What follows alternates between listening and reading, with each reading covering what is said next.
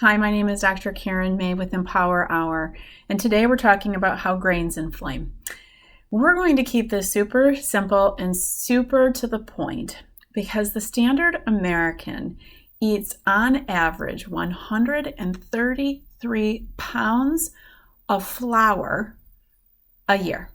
It's down from I think 146, 147 pounds, but 133 pounds of flour a year. Do you think that could inflame us? What does that look like? That is, I think it's about a third of a pound of flour a day. That's what the average American is consuming. And there are plenty of people who consume way more than that. So understanding that I'm going to give you information today to help you make good decisions and educate you so you can pick one small action step today to help to reduce inflammation in your body. Now, if you've watched any of our previous Empower Hours, I've talked about food as medicine and the top categories of foods that cause inflammation. So if this is new to you, make certain you catch that video. I also created a video specific around how sugar inflames, because there's 3 categories of food that I talk about that cause inflammation, the bulk of the inflammation in the body, and that's grains, dairy, and sugar. I did a great video on sugar earlier, so make certain you find it, because you're going to find that your grains and your sugar almost intertwine because of the flour aspect. Now, understand that as we move forward, you got to make decisions that are right for you. But doing the same thing over and over and expecting a different result is the definition of insanity.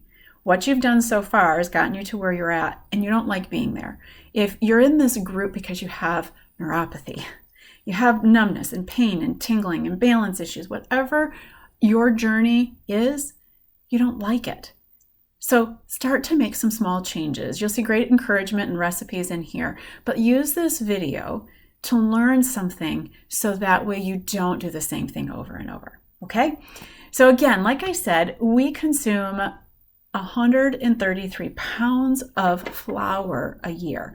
And cereal grains, one of the research articles I was looking at, cereal grains, they contain anti-nutrients such as wheat gluten, wheat lectins, and that in humans, it elicits dysfunction and disease. So that's everything we've been talking about, chronic disease. Out of 100% of your overall health, 70% is what you put into your mouth. 10% is genetic. 15% is movement, and 5% is something called epigenetic, and that's the environment changing us and we can't control it. But if only 10% is genetic and 70% you have control over of what you put into your mouth, I always tell people what's really genetic are bad habits. We're taught how to eat by the people who raise us. Mine was my parents and my grandparents and aunts and uncles. But we're taught how to handle stress. We're taught how to build relationship, how to communicate. So if you are going and working off of default patterns, which we all have them, that puts you into the category of doing the same thing over and over, but wanting a different result. Okay, so how do we start with this? You got to understand that when we talk about that 133 pounds, that's just cereal, that's flour, cereal grains, into flour. That's not even rices and pastas and things like that. That is just in a flour form. So you please understand that you don't have to eat grains to be healthy. One of the reasons why people eat grains is fiber.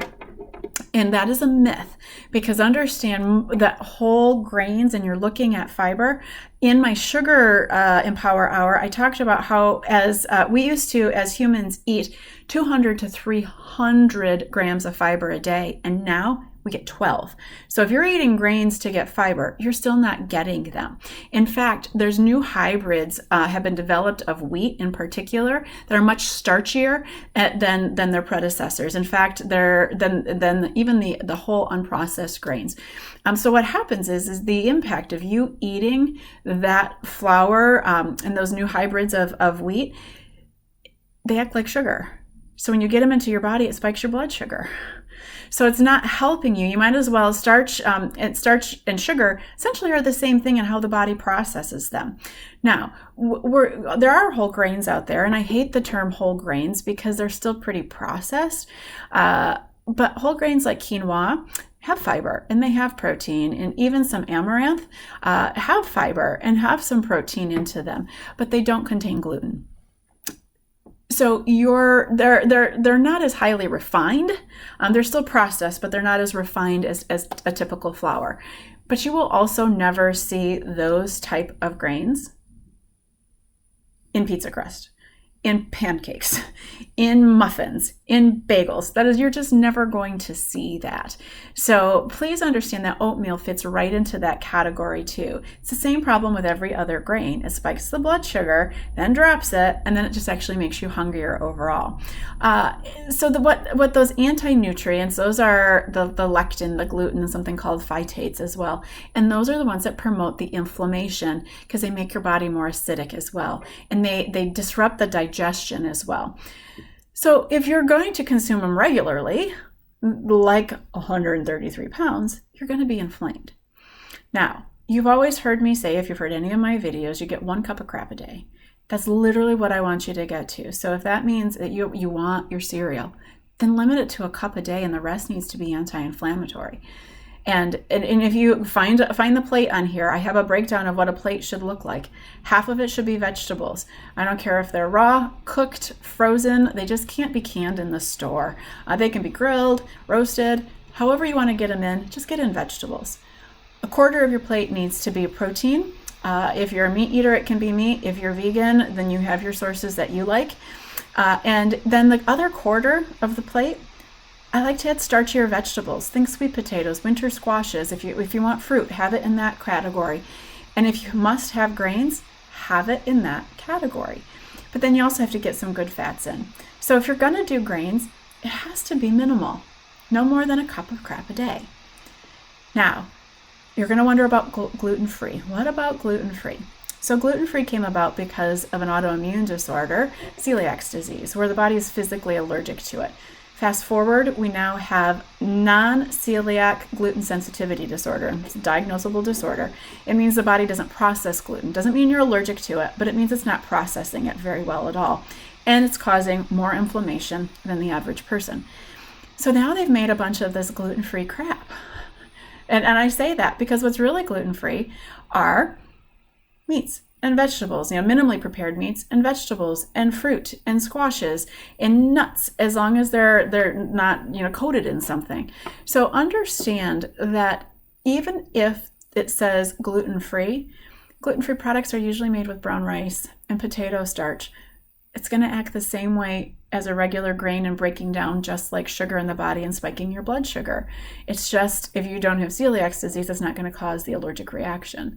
But do you know that, here's my last little hint today, celiac disease has lots of other issues, not just digestive. And the number one non-digestive issue for someone who has celiac disease is neuropathy.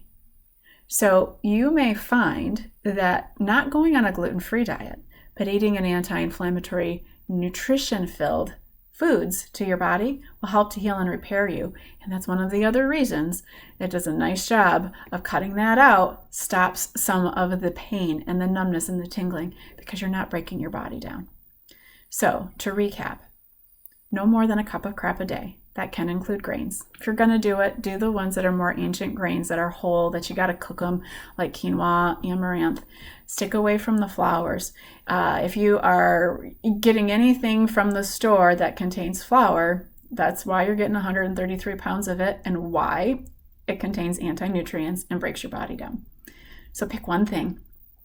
Maybe it's just increasing your vegetable intake. Maybe it's decreasing to only 1 grain a day instead of 2. Pick one thing and just be consistent with it, and your body will see results. Thank you so much for joining us. Keep watching. I'll be talking about dairy in the coming weeks as well to round out our series of the inflammatory foods. Have a great day.